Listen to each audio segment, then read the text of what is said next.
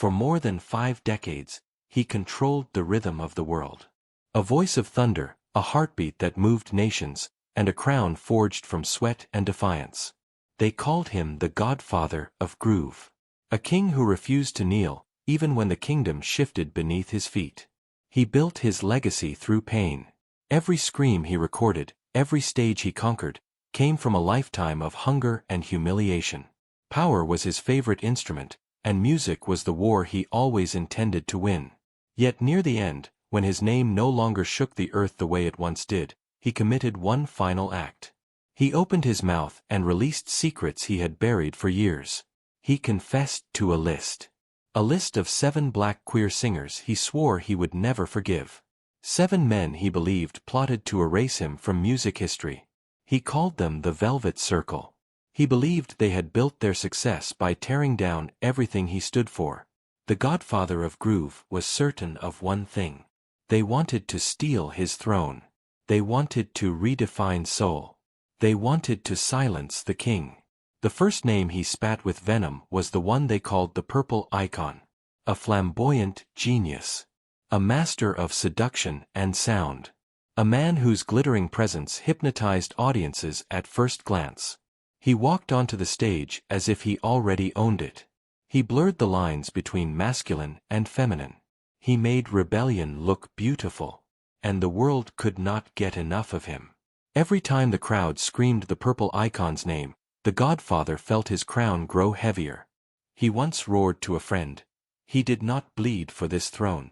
He did not suffer. He did not crawl through hell like I did." And resentment turned to hate. Then came the Neon Prophet. A radiant performer who electrified every soul he touched. His concerts felt like spiritual awakenings wrapped in neon light.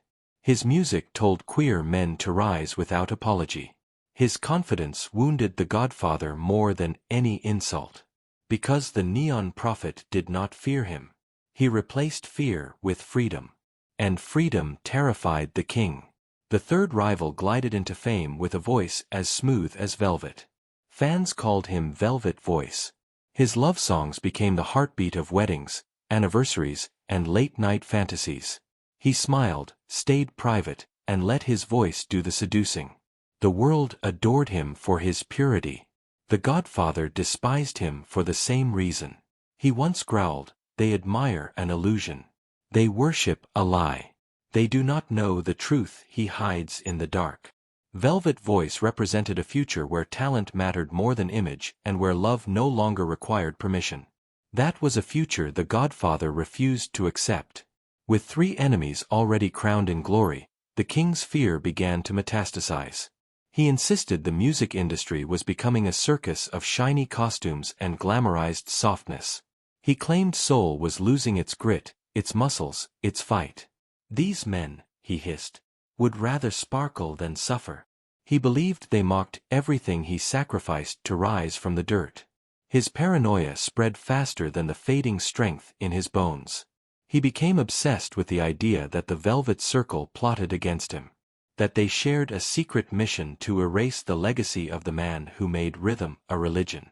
And in his darkest nights, he whispered that they had already started dancing on his grave. As his health crumbled, desperation twisted into confession. He demanded the world hear his truth. He swore he would expose the remaining 4 enemies before death claimed him. He looked into the camera one final time and declared, "Tell them I remembered everything." Then he signed his name beneath a list of 7 men whose success he never forgave. The Godfather of Groove was ready to go to the grave with a war unfinished. A war fueled by jealousy, fear, and the slow realization that time eventually dethrones every king. The remaining 4 names would reveal the final wounds that destroyed him. The ultimate betrayal that shattered his pride. And the shocking truth about why he spent his last breath clinging to hatred instead of peace. The Godfather's story is not only about rivalry. It is about a man terrified of being forgotten. After the first 3 names escaped his lips, the room fell into a chilling silence. The Godfather of Groove stared ahead like a soldier remembering the battlefield. His voice cracked, not from age, but from rage that refused to die. He whispered that the world had stolen everything he bled for. He believed these men fed on his legacy like vultures eating a lion before it was dead. He leaned forward, grinding his teeth, and revealed the fourth man on his list. They called him the Golden Crooner. A radiant smile, perfect skin, a voice dipped in honey and designed to seduce millions. He became the soundtrack of red carpets, champagne nights, and slow dancing lovers. Women screamed his name with devotion. Men copied his style to look irresistible. Interviews praised him as the gentleman of soul. Yet behind that elegance lived a secret romance with a powerful male designer who shaped his image in the shadows.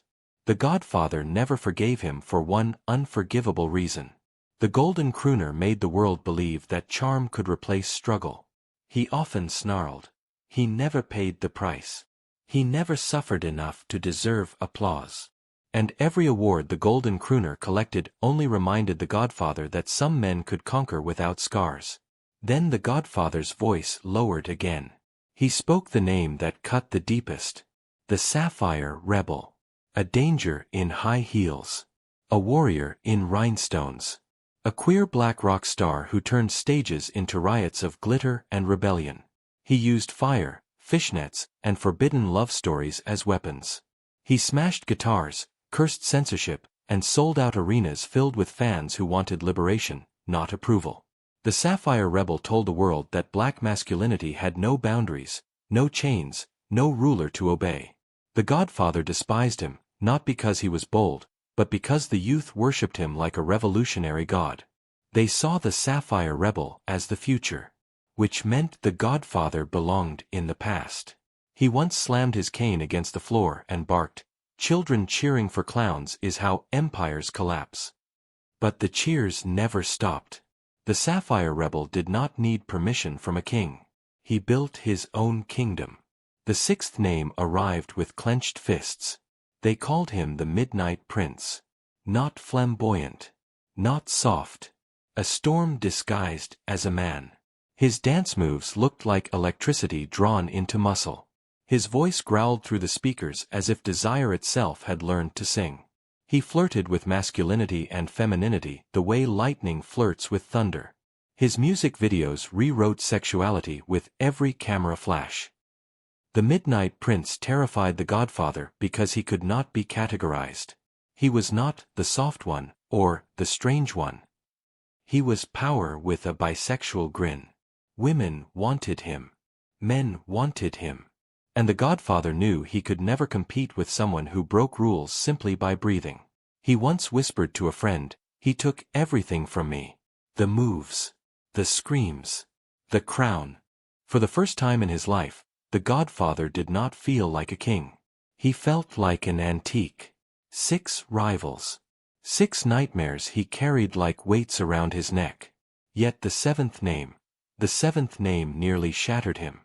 The Godfather paused. He inhaled deeply like he was swallowing poison.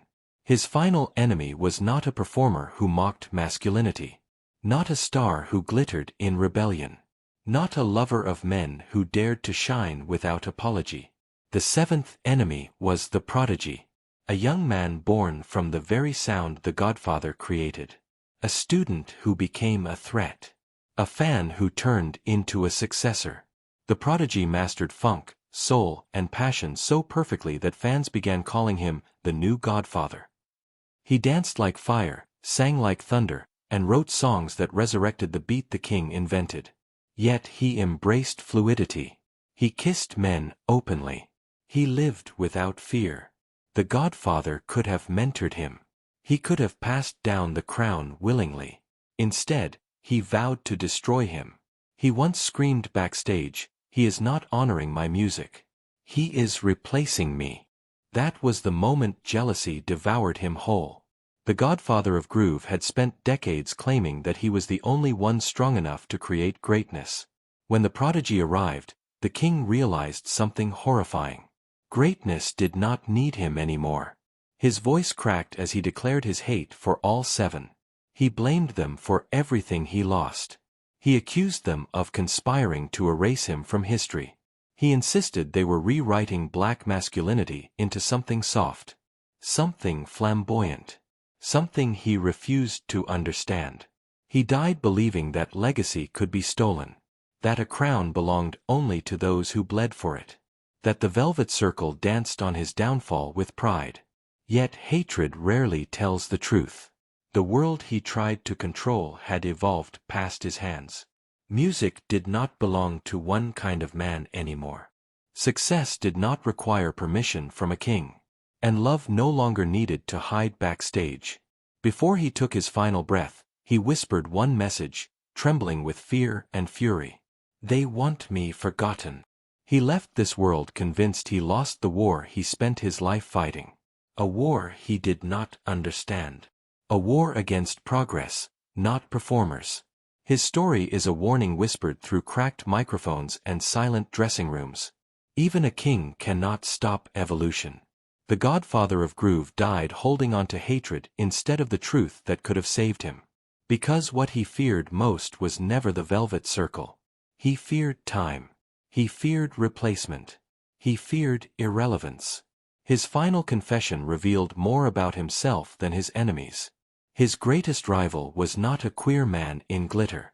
His greatest rival was the future. He believed he had uncovered a conspiracy. He believed the Velvet Circle was not a coincidence. He believed they were united by a mission to dethrone the king and rewrite the rules of black music. The Godfather of Groove spent his final years convinced that 7 queer stars had secretly formed a pact. A pledge to erase him from the history books and bury the traditional masculinity he believed defined soul music. As his body weakened, his paranoia grew sharper than ever. He claimed the purple icon was the architect. The neon prophet was the preacher. Velvet voice was the diplomat. The golden crooner was the charmer. The sapphire rebel was the revolutionary. The midnight prince was the seducer. The prodigy was the heir. In his mind, each played a role in a silent takeover of the soul empire he forged with blood and rage. He kept saying one sentence over and over. "They came for my crown." Because in his world, greatness was not shared. It was ruled. He told a close confidant that the turning point came during a private music awards banquet. A night when the Velvet Circle all sat together at a single table near the front, dressed like royalty, laughing like the universe belonged to them. No fear. No shame. No permission. Their confidence felt like a knife in the Godfather's ego. He swore they stared directly at him while sipping champagne as if celebrating his downfall. He looked around and realized the crowd showed them more love than they showed him. The cheers were louder. The applause lasted longer. Cameras chased them, not him. And in that moment, he tasted a new emotion. Insignificance. He would never admit it. So he renamed it betrayal. He insisted that the Velvet Circle held meetings where they plotted to expose his scandals, tarnish his reputation, and turn the industry against him. He believed they wanted to destroy the idea that a black man must be hard in order to be respected. Once, he nearly confronted the sapphire rebel backstage. The air smelled of sweat, glitter, and power. Fans were screaming from every corner. The Godfather glared into his eyes and said one sentence. "You want my kingdom." The sapphire rebel smiled with zero fear. Kingdoms do not last forever. That smile haunted him for years. He remembered the days when artists bowed to him, when journalists begged for his approval, when the idea of challenging his throne would have been career suicide. Those days were gone, and he refused to accept it. Instead of seeing the Velvet Circle as pioneers of a new world, he saw them as thieves stealing his legacy while he was still alive. His anger deepened further when rumors spread that the Velvet Circle planned a collaborative album. One that would celebrate queer black artistry. One that would become a global sensation.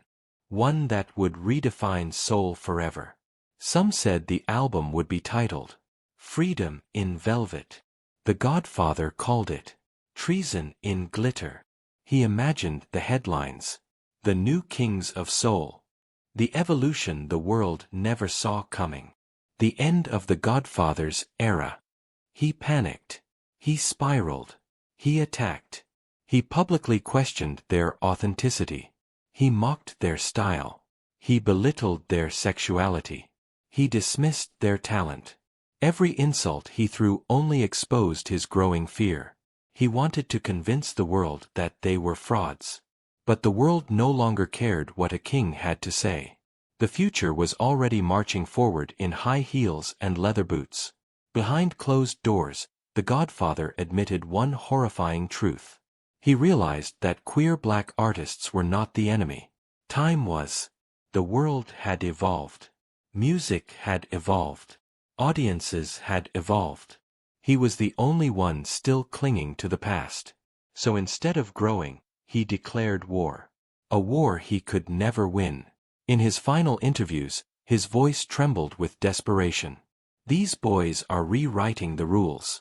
They want to turn soul into a fashion show. Yet audiences were no longer interested in rules. They wanted authenticity. They wanted expression. They wanted artists who dared to be free. The very freedom he fought so hard to deny became the force that pushed him into the shadows. His last days were filled with regret mixed with pride. Love tangled with jealousy. Legacy crushed beneath insecurity. He believed that dying with enemies proved his strength. But the truth is much simpler. He was a man who conquered the world, then feared it leaving him behind. His list of 7 was not a confession of hate. He spent his final years sharpening a sword no one had raised against him. Every interview became an accusation. Every silence felt like a betrayal. Every new star shining bright looked like a thief approaching his throne. The hatred he confessed gave him purpose when his body was failing. He believed the Velvet Circle wanted him erased. He believed they mocked the man who built the bridge they now danced upon. He believed the crown belonged only to those strong enough to suffer for it. Yet in the quiet hours, when the cameras were gone and applause transformed into aching silence, a new truth crept into his mind. The prodigy still visited him. The same young star whom he declared his greatest enemy. The same fluid, fearless heir who embraced a world without boundaries. The same artist accused of trying to replace the king. He kept showing up. Sometimes he would bring old vinyl records for the Godfather to sign. Sometimes he would help him walk when the pain became too much. Sometimes he would just sit beside him, both staring at a silent television, listening to the clock tick louder than their hearts. The prodigy never asked for forgiveness. He never argued against the hate thrown in his direction. He never tried to defend his identity or his generation. He just stayed. Because behind the glitter, the rumors, and the headlines, he remembered one thing. The Godfather of Groove was the reason he existed at all. One evening, when the king was at his weakest, the prodigy spoke gently. "You built the foundation. We are only decorating the house." The Godfather looked away. His pride did not know how to accept kindness from someone he had declared a threat. Yet something shifted, even if only for a moment. He asked a question he had never dared to ask before. "Did you all really want to destroy me?" The prodigy sighed. "No. We wanted to evolve because your music taught us to never stand still." For the first time, the king's armor cracked. Not from age. Not from sickness. Not from rivals. But from truth. He realized the Velvet Circle never hated him. They worshipped him. They studied him. They wanted to push his legacy forward, not bury it. He made enemies out of admirers. He feared the shadows cast by those who stood on his shoulders. His voice trembled as he admitted softly, "I didn't know how to share greatness." The prodigy smiled as if he understood a lifetime of wounds. "You gave us the beat," he whispered. "We just changed the dance." In that moment, the Godfather of Groove confronted the pain he spent his entire life avoiding. No matter how powerful a king becomes, time will always take the throne. Yet through the Velvet Circle, time was not erasing him. Time was echoing him. Time was sampling him. Time was honoring him through every evolution he refused to accept. Hours later, while the city slept, the Godfather of Groove took his final breath. Beside him sat the very man he believed wanted him forgotten. There were no enemies in that room that night. Only legacy and its future. When news of his death spread, the velvet circle gathered together. The purple icon draped a violet cloak over his coffin. The neon prophet led a prayer filled with rhythm. Velvet voice sang the softest goodbye ever written. The golden crooner placed roses shaped like musical notes. The sapphire rebel laid his guitar pick as a symbol of rebellion. The midnight prince bowed his head, his eyeliner stained with tears. And the prodigy kissed the coffin gently and whispered, "You will never be replaced." Audience members, critics, and fans around the world suddenly understood something the Godfather never allowed himself to believe. The men he hated most are the men who will make sure his name never fades. Because a legacy is not stolen. It is inherited. Greatness is not guarded. It is shared. A king does not die when he loses his throne. A king dies when he refuses to recognize his successors. The Godfather of Groove left behind a story carved from triumph, trauma, brilliance, and insecurity. His final confession was never about the 7 men he despised. His final confession was about himself. He feared the future, even though his music created it. So when the beat drops in a packed arena, when a queer black artist struts across a glowing stage, when a crowd screams to a rhythm that once shook the earth, the king still lives. The velvet circle was never his downfall. They are the pulse that keeps his legacy alive. The Godfather of Groove did not lose his crown. He multiplied it.